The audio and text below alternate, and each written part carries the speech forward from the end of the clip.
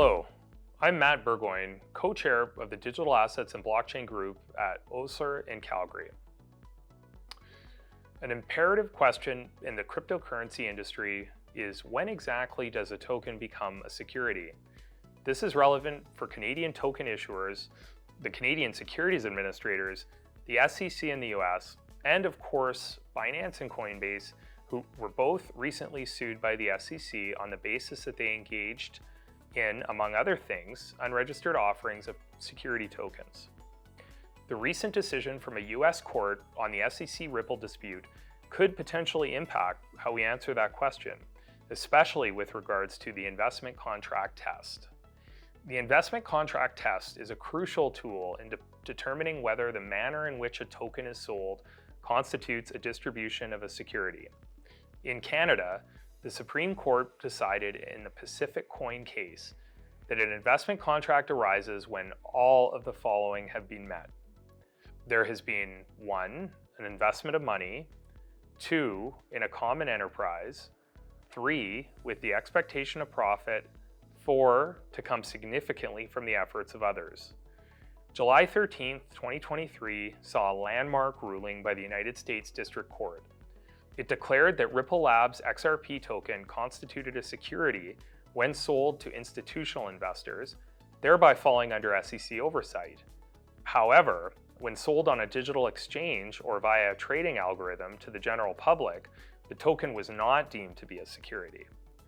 The court held that the facts surrounding the sale of the token are critical to understanding whether the token is an investment contract, since the token is not in and of itself a contract or scheme or transaction that embodies the requirements of an investment contract.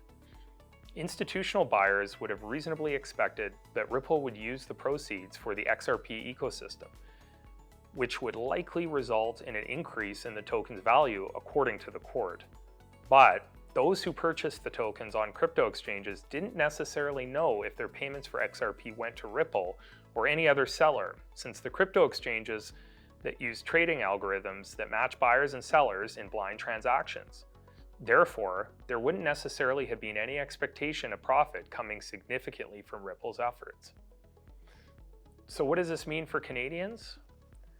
The Ripple verdict offers Canadian regulators and market participants food for thought. If similar principles were applied in Canada, certain tokens sold on digital exchanges to the public via trading algorithms could evade being classified as securities. Conversely, if sold to institutional investors with the promise that sale proceeds will be used to further develop the token ecosystem, they may be regarded as securities. This might pave the way for a more nuanced approach in crypto asset classification. The absence of a coherent, globally applied approach to crypto asset creation and distribution forces regulators to fit crypto asset regulations into the traditional capital markets regime on a case-by-case basis. Here's the bottom line. Canadian token distributors should be cautious and seek legal advice before initiating any token distribution event, even if the distribution takes place offshore. Be prepared to defend against the argument that your project is distributing an investment contract. If there is an identifiable group or person whose efforts are essential for the success or failure of the project, it is best to obtain legal advice. Canadian securities regulators are monitoring the industry closely, and the penalties and sanctions for non-compliance can be costly. S.E.N.C.R.L's Digital Asset and Blockchain Group can help guide you through this novel regulatory landscape. Please reach out if you have any questions about securities laws and how they may impact your business in the ever-evolving digital asset space.